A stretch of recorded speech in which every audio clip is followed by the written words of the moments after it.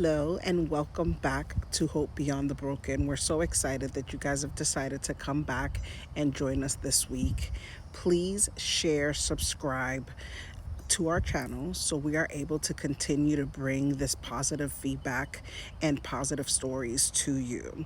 It is so exciting that we are able to share different people's journeys. So please join, subscribe, share this with someone, and now to the next episode. I do go home. I would say I never clock out.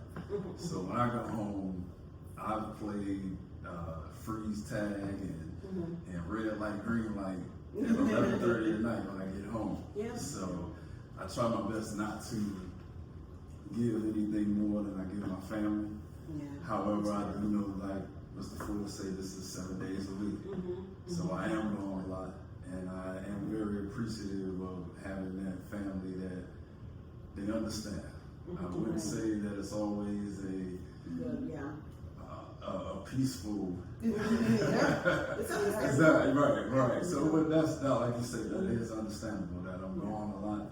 So with that, I do try when I am there, then I am there. So if I got to miss out on some sleep, if I got to miss out on a basketball game or something like that to make sure that my family gets that type of attention, then I do it. But my wife has been very supportive, and I couldn't have done this if it wasn't for that strong person at home. At home. Well, I'll keep it short and sweet.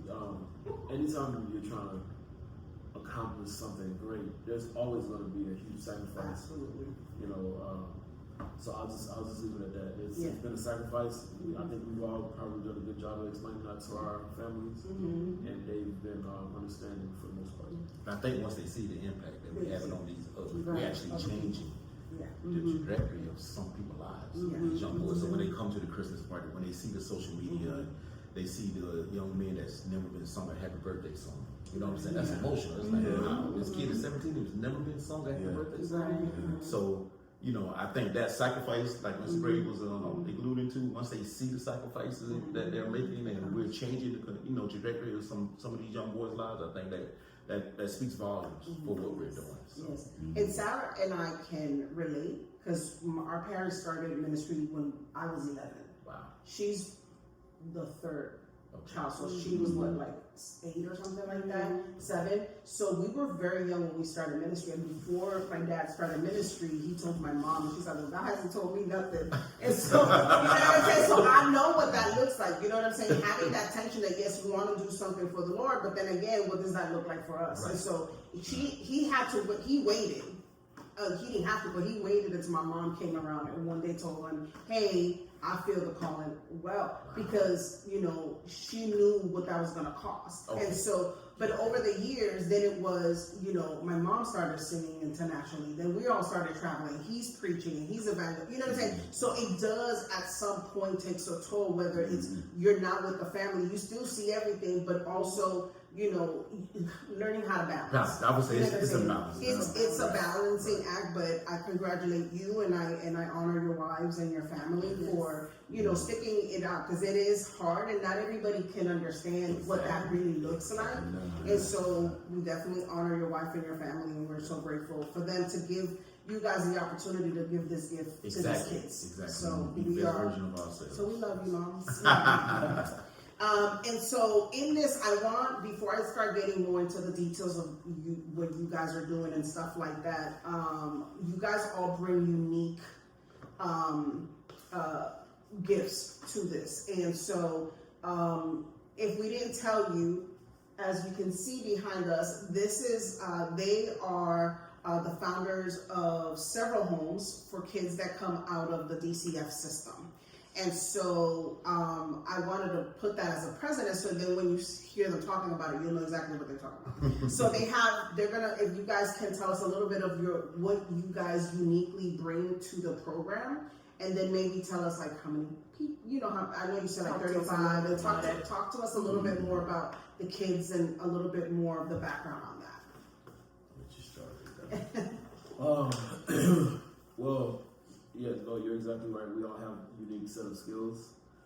And me personally, I feel like what I bring to the table I'm a little bit more laid back, but I'm very disciplined. So when it comes to our staff, you know, it's a constant training. You know, I come in, I see something, I educate them on, hey, I love what you're doing, but maybe we should do it this way a little bit. Or when it comes to our young adults, you know, I'm still young enough to where I can be big brother or dad. So I can talk to you about your homework, but I can still educate you on how to speak to women as well. You know, some of these young adults that are, you know, going through hormones and don't know how to speak to a female yet. So I bring a lot of that. Sports, you know, it takes nothing for me to go, and I actually just did this yesterday, play a couple of basketball games with a couple of the kids, or go outside and play freeze tag, or throw the frisbee, or throw the football. So, you know, give our staff a little bit of break. We're so hands-on that I know that it's kind of like a breath of fresh air when they see us come through, because now they can focus on doing other things, paperwork, cooking, or putting together the trays for, you know, to go to the other homes, whatever the case may be. So I think we just I personally try to come in and make an impact for however long I'm there, whether it's 15 minutes, whether it's an hour, whether it's more than that. And I do that at each home on a regular basis. Okay. For myself, and Ms. Gray hit his stuff right on the head. My unique set of skills. The staff bought me a shirt. They call me Bully Boss. So, you know, I'm coming in pretty much kind of, you know, Ms. Gray laid back. I'm kind of setting that tone. Yes. You know what I'm saying? So I'm holding them accountable, you know, with the staff and the kiddos. With the kids themselves, you got to understand these kids have been removed from their families. The trauma is already there. So when they get here, I like to use the analogy. It's like peeling back a banana. It takes layers to build a rapport with these kiddos, because they don't trust adults. They're upset with mom. They're upset with dad. They don't hate. They hate the system because they're looking at us as the system, and so we remove them from their family. So it takes us about 6 months just to start to peel the layers back for them to get to start to gaining their trust. From 6 months to 12 months is when we'll start to see the turnaround. So if we can keep a kid here over a year, we'll see a change from day one to day 365. It just pull it back layers. So, and that's what we try to do. We just try to make them as comfortable as possible and let them know that, hey, I know you're used to adults giving up, but we're gonna be here. Every time you push us away, we still gonna be right here in this corner. You know, we're not going anywhere. If anybody going anywhere, it'll be up to you, but we're gonna be right here as adults. That's primarily your life right now. So my skill set is just, you know, holding accountability, giving that support where it's needed, and just, you know, being there for our staff and the individuals that we serve on a day-to-day basis. I guess what I bring is that hope. Yeah. A lot of times, Mr. Ford, get on, and we should. And we definitely want to hold you accountable. Here we preach discipline. We want you to have that. We want you to take that with you even beyond when you leave Redemption home. I normally just bring that, hey, you're going to be all right. You know, God still got you. So I do try to breathe that into them as well. And on the business side of it, I come from the corporate world, so I do know computers, you know, computer savvy. So if it's something like that needs to be done, then, you know, that's something that falls on me, I would say, sometimes.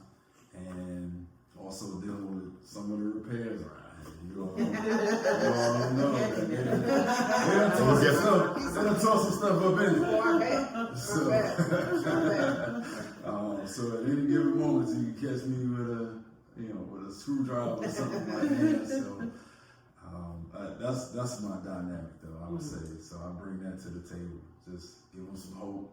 Let them know that they're gonna be all right. I know they've been through some things that even adults don't want to go through. But just making sure that they know God got you. Yeah, footprints in the sand. That's beautiful, and I wanted to intervene because I see that obviously there's a balance in each and one of them bringing different things to these kids, and I think that in a lot of homes like this, for what I've heard in the past from people that have worked in homes like this, is that the system gives them to you guys, right? Right. But a lot of these homes are not prepared or are not equipped or don't really care for these kids. They come, they take them, I'm sure it's for the money, for the business, or whatever the case may be, right? But I think that is a beautiful thing when you actually have a foundation and want to rebuild these kids, Right. or at least help them get out of that way of thinking or the way of bad habits. And I think that is super important because you're equipping them to the future to go to out to the real world. I wanted to ask in regards to the age, what are the ages of these kids? So we accept from 12 to 17.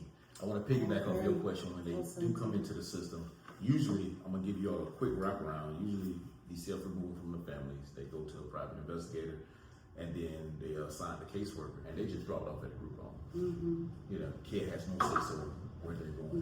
We change the game by, when they do be self-removed from the home, unfortunately, we have an interview. The kid comes in, we talk to them, we hear their side of the story, we hear their expectation of what they would like their next group home to be, we give them our expectation, and then we make a decision on if the kid is gonna come here. That changes the game because now that kid has a voice. He has a say-so of what he, I'm already in the system. You tell me you just gonna drop me off here and then, you know, and say, get your bags up, little Johnny, all the paperwork's done. But now they have a say-so on what That's they're really and we hear the expectation because we gotta see them, we gotta try to get on that level. Not to interrupt you, sorry. No, it's okay. Is this only in your homes, or is this like something in general now in different homes? Is that an option? DCF is pushing for in-person interviews.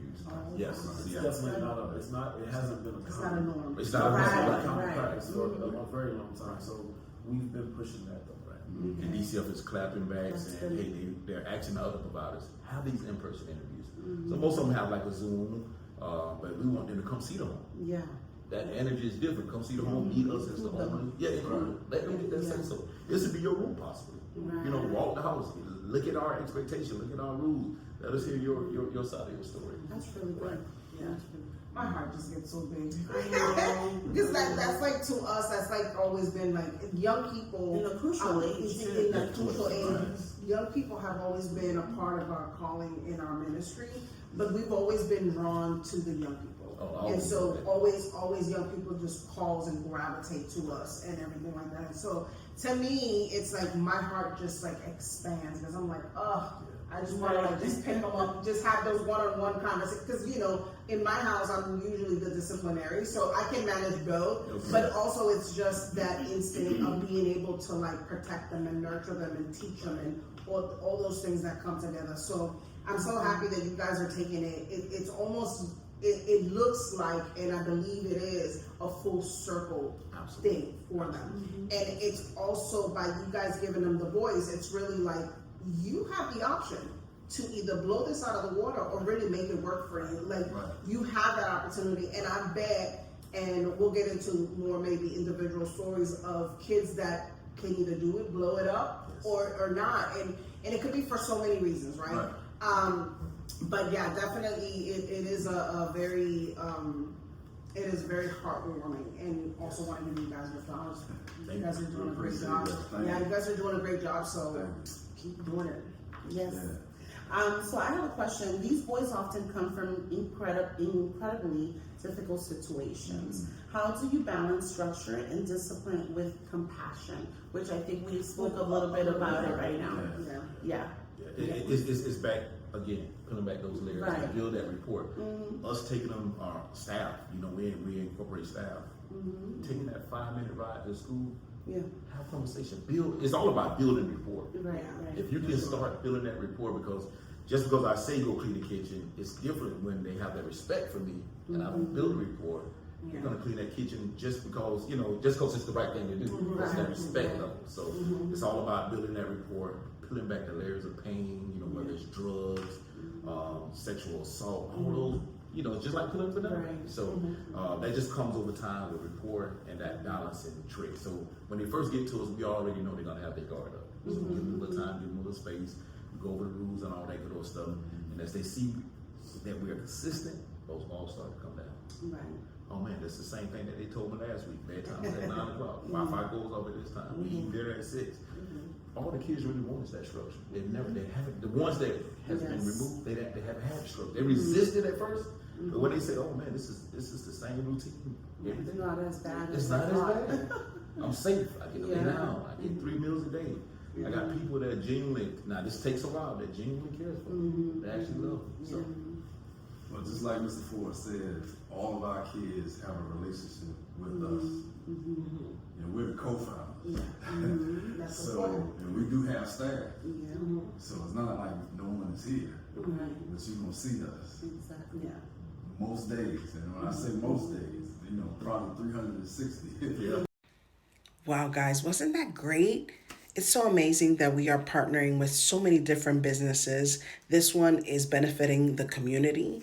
We love Redemption Home. We love what they're doing with the kids. We love the relationship within these 3 guys. And so we're very happy to be able to bring their story to the forefront, but also partner with them. So please like, share, and comment. Also, after this, you're going to see a slide that's going to have their QR code. Scan that and donate. Support in any kind of way that you can. We can all make a difference. It only takes one of us. So see you next time on the next episode.